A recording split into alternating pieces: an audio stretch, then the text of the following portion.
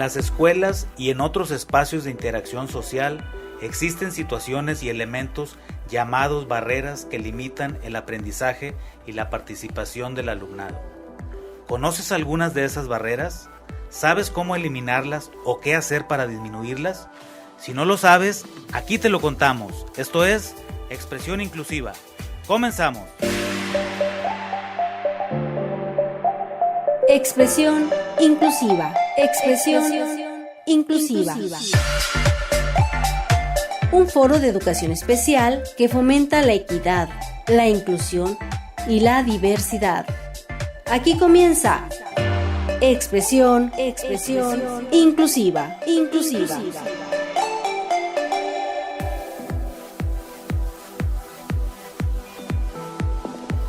Hola, ¿qué tal, estimados radioescuchas? Bienvenidas, bienvenidos a Expresión Inclusiva, el espacio para hablar de educación especial, inclusión y otros temas relacionados. Estamos a través del 107.9 de la frecuencia modulada de Radio Tamaulipas. Gracias por escucharnos, les habla Juan Hugo Zúñiga y los invito a que nos acompañen. El tema de hoy son las barreras para el aprendizaje y la participación, o BAP por sus siglas en español. Para ello hemos invitado a la maestra Claudia Guadalupe Álvarez. Ella es psicóloga y maestra en innovación educativa. Actualmente es maestra de apoyo en la USAER 69S, que brinda servicio a la Escuela Secundaria General número 6, profesor Rigoberto Castillo Mireles, de la colonia Unidad Modelo de Ciudad Victoria. Maestra Claudia, bienvenida. Muchas gracias, Juan Hugo. Gracias por nuevamente invitarme y estar nuevamente en este espacio. Es un placer estar nuevamente en este programa y con todo el auditorio de Radio Tamaulipas. Muchas gracias por la invitación. Gracias, maestra. Vamos al tema, si te parece. ¿Qué es una barrera para el aprendizaje y la participación? Bien, una BAP, conocida por sus siglas, es cualquier factor del contexto que dificulta o limita el acceso a niñas, niños y adolescentes en la educación y el aprendizaje. Se presenta en todos los espacios de interacción, como en lo social, lo político, institucional y cultural. Es un concepto que algunos autores han estado trabajando bajo esta temática y que surge a partir del 2002. Bien, maestra, ¿y con base en qué se les define a las barreras para el aprendizaje y la participación? Es decir, ¿cuál es la raíz? Sí, mira, hay diversos documentos normativos a nivel internacional y nacional. Tienen como base o raíz para definir las BAP el hecho de que surgen cuando las personas, en este caso estamos hablando de alumnos, de alumnado, entran en contacto con los diversos contextos clasificados como sigue, que son en este caso te voy a mencionar 3. Uno puede ser el contexto derivado de textos, que viene siendo toda la cuestión política, de normas, leyes, procesos y procedimientos. Esto es lo que nos marca los contextos derivados de textos. El siguiente contexto, que se desprende de algunas prácticas, como pueden ser actitudinales, conceptuales y perceptuales, todo lo que se tenga que percibir. Y una tercera, que es un contexto de orden espacial, que aquí ya estamos hablando enfocado en el aula, escuela, familia o los contextos determinados para las circunstancias sociales y económicas. Bien, pues ahí está la clasificación de los contextos en donde surgen, precisamente como lo mencionabas hace un momento, maestra Claudia, en donde surgen las barreras para el aprendizaje y la participación. Maestra, ¿y para qué nos sirve a nosotros como padres de familia conocer estos contextos, o a ustedes como maestros de apoyo? Ok, ya sabemos la base y ya sabemos de dónde surge. Pues más que nada todo esto es para poder identificar estas barreras, estas BAP. Según algunos estudios, además sirvieron para que el sistema educativo mexicano las agrupara a las BAP en 3 categorías, que son estructurales, normativas y didácticas. Maestra, ¿y en el aula de clase cómo podemos identificar una barrera? Ok, muy bien. Aquí es la pregunta base. Aquí es donde vamos a empezar hacer nuestro trabajo, el poder identificarlas. Para esto se realizan algunos instrumentos. Y la primera interacción que tenemos es con el maestro de aula regular. Se dispone, por ejemplo, de una serie de indicadores divididos en 4 áreas. Te voy a mencionar la que es primero, que es indicadores de disponibilidad del derecho a la educación. Este tiene que ver, por mencionar algún ejemplo, con que si el salón, por ejemplo, cuenta el salón de clases con el mobiliario, los instrumentos, los libros para todos los alumnos. Ese sería un ejemplo. Sería un ejemplo de un indicador de disponibilidad del derecho a la educación. ¿Sí? Adelante. Tenemos el siguiente, que es un indicador de accesibilidad del derecho a la educación, y en este nos hace más referencia y se nos enfoca mucho a lo que es el profesor, donde él brinda un trato equitativo a todos sus alumnos. Estamos hablando ya aquí dentro del aula, las actitudes que el profesor puede tener, que este tiene que ser de manera equitativa. Ese es el indicador en este caso. Ese es un indicador, es un ejemplo, el profesor. Sí. Y el siguiente y tercero es indicadores de adaptabilidad del derecho a la educación. Un ejemplo de estos que te puedo mencionar en sí es el docente de grupo regular, el maestro de aula regular, que es el que está dentro del grupo como encargado, responsable. Aplica metodologías diferenciadas para atender a la población con necesidades específicas.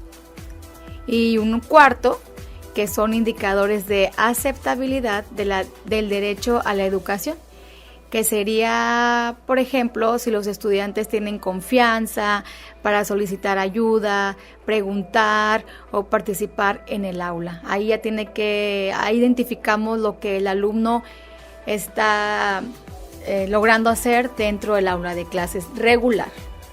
Aquí estamos hablando entonces de una clasificación de 4 tipos de indicadores. Así es. En los que, bueno, pues nos acabas de dar un ejemplo de cada uno. Ajá.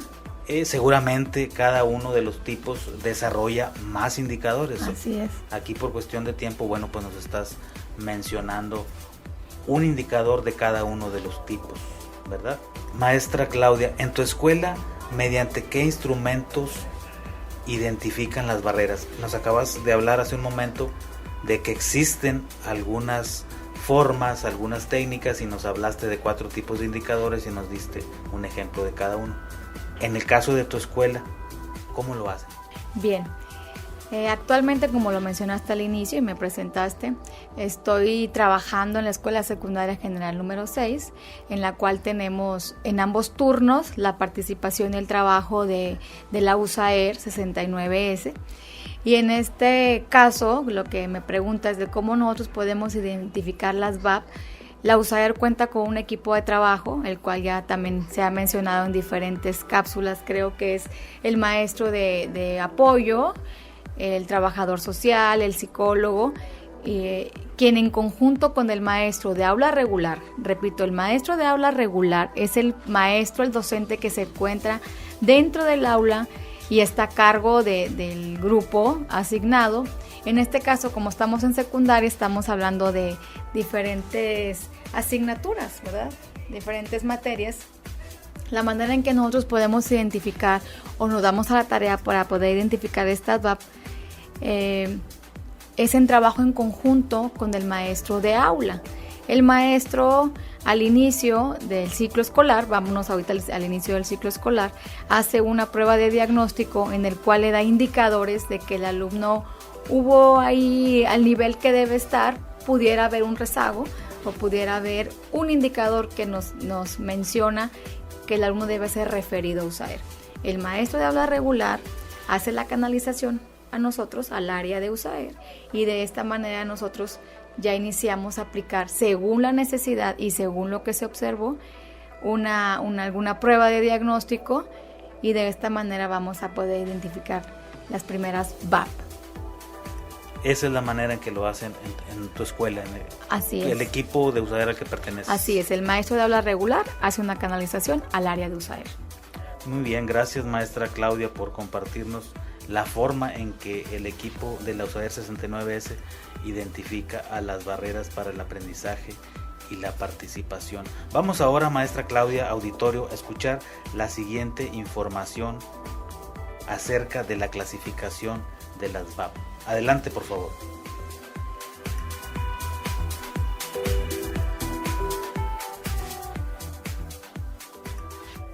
Las barreras para el aprendizaje y la participación o VAP, por sus siglas en español, son obstáculos que impiden al alumnado aprender y participar abiertamente en todos los contextos o espacios con los que tiene contacto.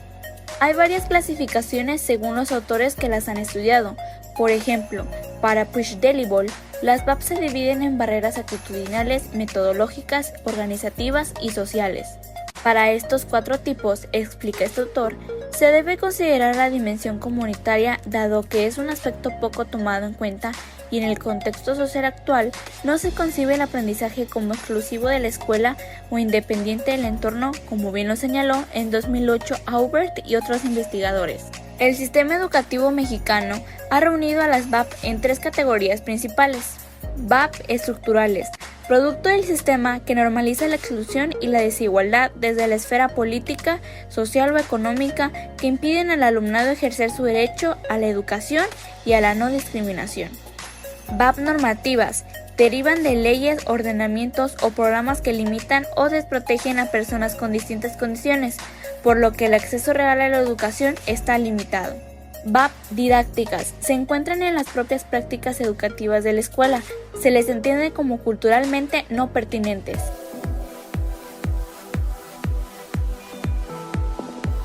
Bien, pues ahí está una información muy importante la que acabamos de escuchar y que bueno, pues como lo dije antes de la cápsula, nos permite conocer las categorías en que se agrupan las barreras para el aprendizaje y la participación.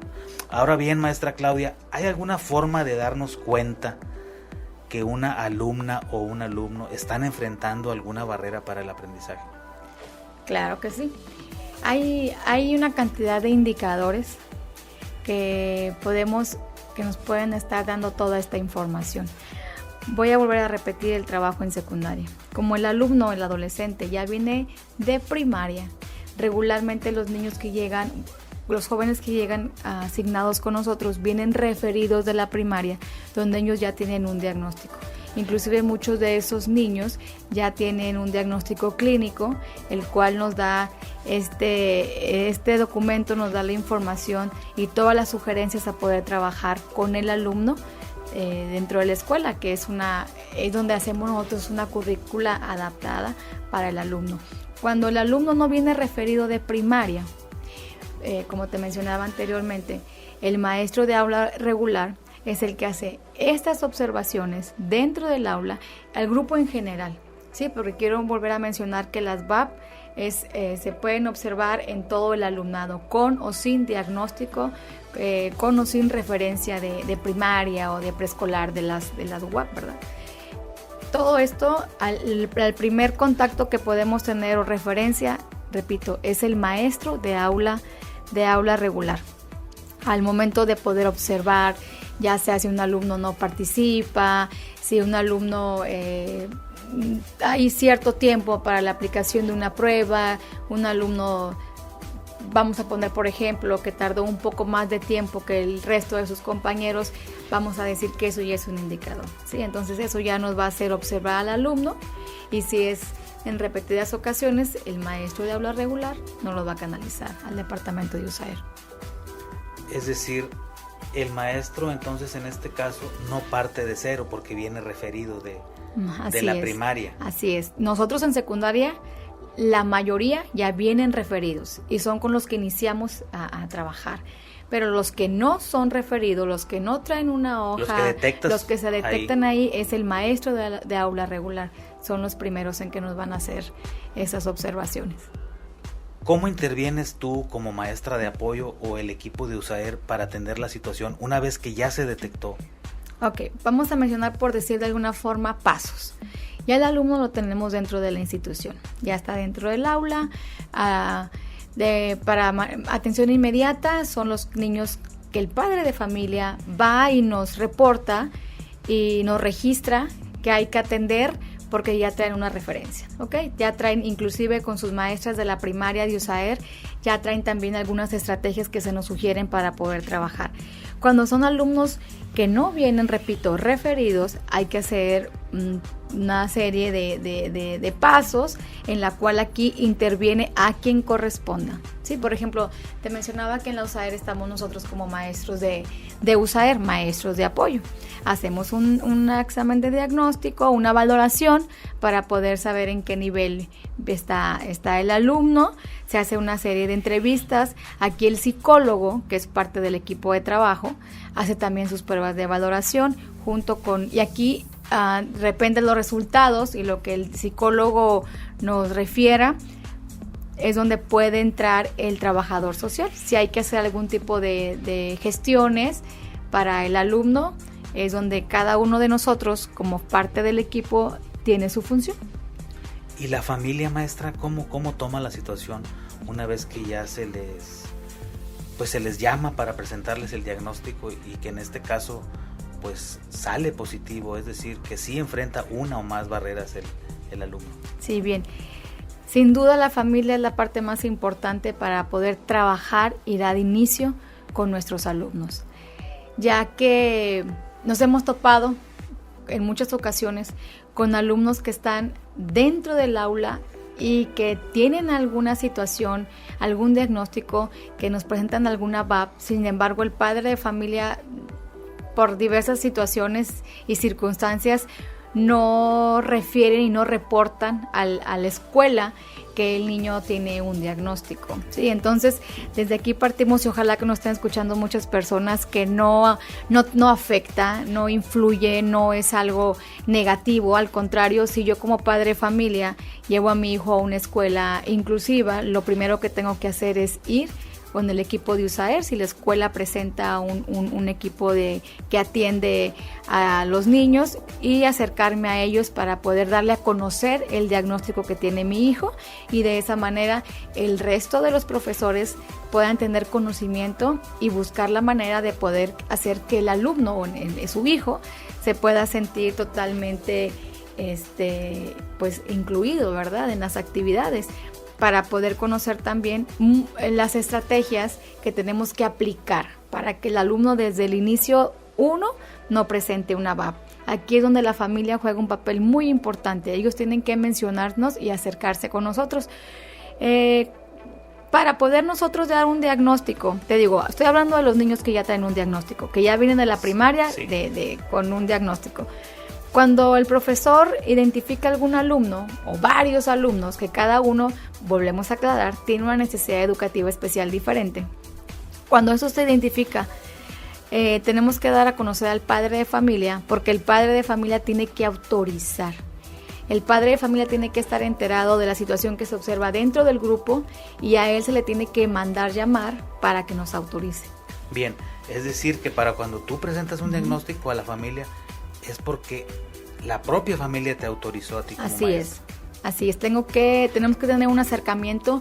Inclusive aquí también la escuela interviene en esos permisos que se nos dan o se nos autoriza. Tenemos que tener totalmente el conocimiento, nuestros directivos tienen que tener el conocimiento de lo que se va a trabajar, y al padre de familia se le hace mención y se nos firma una carta de autorización para poder aplicar algunas pruebas a nuestros alumnos.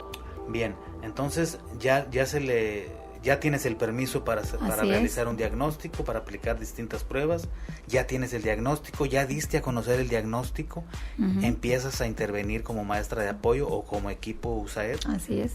La familia, ¿qué hace ahí, maestra? ¿Cómo colabora con el equipo ya cuando se está interviniendo al alumno?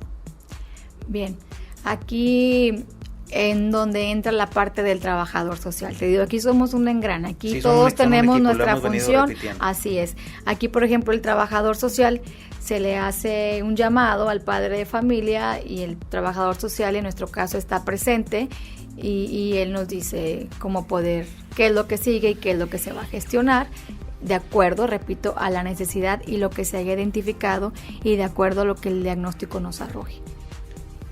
Y como maestra de apoyo, una vez que ya tenemos todo esto que acabamos de mencionar, pues tú tienes que elegir alguna herramienta, algún recurso, estrategia para intervenir a la alumna o al alumno.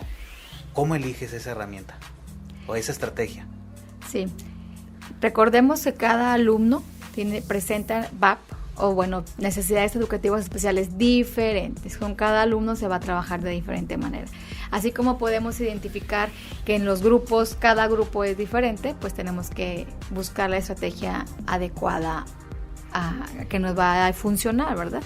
En este caso, lo primero que nosotros hacer es establecemos equipos de trabajo, ¿sí? En donde ya se involucra el maestro de aula regular para poder hacer una adaptación curricular dentro del aula. Maestra, ¿y qué tan grave o qué tan profundo es el efecto que pueden tener las VAP en el alumnado? Si desde un principio no logramos identificarlas y no logramos trabajar en ellas, a todos nos puede afectar, ya que limita la diversidad y la creatividad. Esto puede tener un impacto obviamente negativo en la productividad y la innovación. La intervención del maestro del aula regular pudiéramos decir que se vería también un poco afectada. La escuela en general, maestra, ¿cómo apoya al alumnado que se ha detectado que está enfrentando barreras para el aprendizaje? La escuela, como lo mencioné desde un principio, también juega un papel muy importante. Todos somos un equipo. Aquí la escuela nos autoriza la manera en que vamos a trabajar y la escuela inclusiva, ¿sí? Nos permite poder llevar a cabo todas las estrategias junto con el padre de familia, el maestro de aula regular. Dentro de nuestro contexto estoy hablando de la Escuela Secundaria General número 6 en ambos turnos. Ellos nos brindan todo el apoyo para poder trabajar con ellos. Pues qué bueno que así sea, maestra, que el personal docente y directivo pues apoya definitivamente la labor del equipo de USAER. Maestra Claudia, auditorio, pues si les parece vamos nuevamente a escuchar, antes de irnos porque ya estamos muy cerca de terminar el programa, vamos a escuchar una cápsula más acerca de las VAP. Adelante, por favor.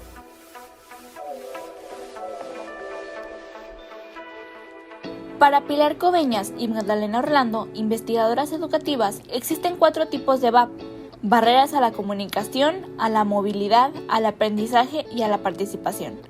La clasificación implica que todas se encuentran en las escuelas, sin embargo, sirven como guías para identificarlas y eliminarlas. A veces van acompañadas de una o más de las siguientes dimensiones que afectan a personas con discapacidad y también a varios grupos. Recursos humanos como barreras.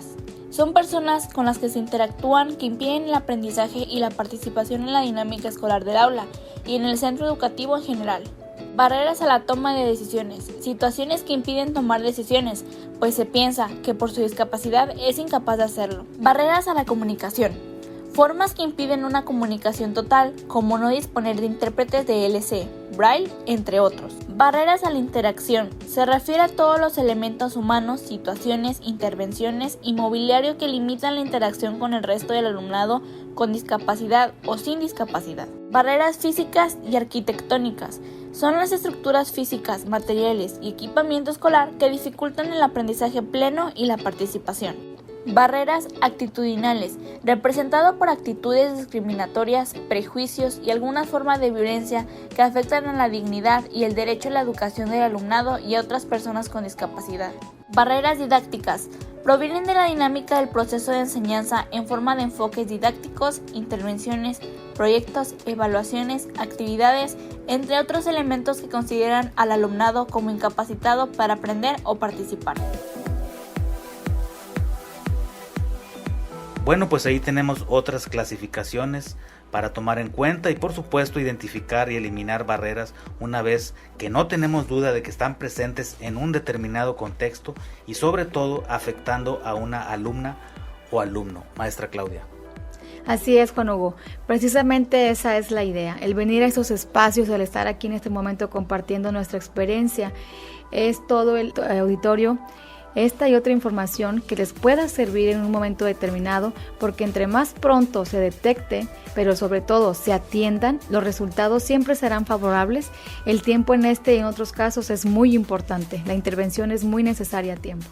Bueno, pues ahí tenemos otras clasificaciones para tomar en cuenta y por supuesto identificar y eliminar barreras una vez que no tenemos duda de que están presentes en un determinado contexto, pero sobre todo que estén afectando a una alumna o a un alumno. Maestra Claudia. Así es, Juan Hugo. Precisamente esa es la idea de poder venir a estos espacios y compartir con todo el auditorio esta y otra información que pueda servirles en un momento determinado, porque entre más pronto se detecte, pero sobre todo se atienda en este tipo de VAP, los resultados siempre serán favorables. El tiempo en este y en otros casos es muy importante. Muy bien, maestra Claudia, pues qué bueno que viniste al programa a platicarnos sobre este tema tan interesante como son las barreras para el aprendizaje y la participación. Sin embargo, maestra, pues ya casi nos vamos. Si gustas despedirte y dejarnos algún mensaje final. Con todo gusto, Juan Hugo. Pues solamente agradecer una vez más por la invitación y al auditorio por escucharnos, sintonizarnos y finalmente comentar que es muy importante estar siempre muy atentos a poder identificar en nuestros niños, en nuestros hijos, en nuestros alumnos, algo que nos esté impidiendo poder trabajar y que fue lo que hoy mencionamos como VAP. Barreras para el aprendizaje y la participación. Así es. Muchas gracias, maestra Claudia. Estimado auditorio, pues es la participación en expresión inclusiva de la licenciada Claudia Guadalupe García Álvarez. Gracias también a ustedes por acompañarnos. Los esperamos el próximo miércoles a las 12 del mediodía. En controles técnicos, gracias al ingeniero Raúl Pugliese. Sigan con la programación de Radio Tamaulipas. Servidor Juan Hugo Zúñiga. Hasta la próxima. Esto fue Expresión Inclusiva. Una producción del Sistema Estatal Radio Tamaulipas y Red Tamaulipas. Te esperamos el próximo miércoles a las 12 del mediodía con más Expresión Inclusiva.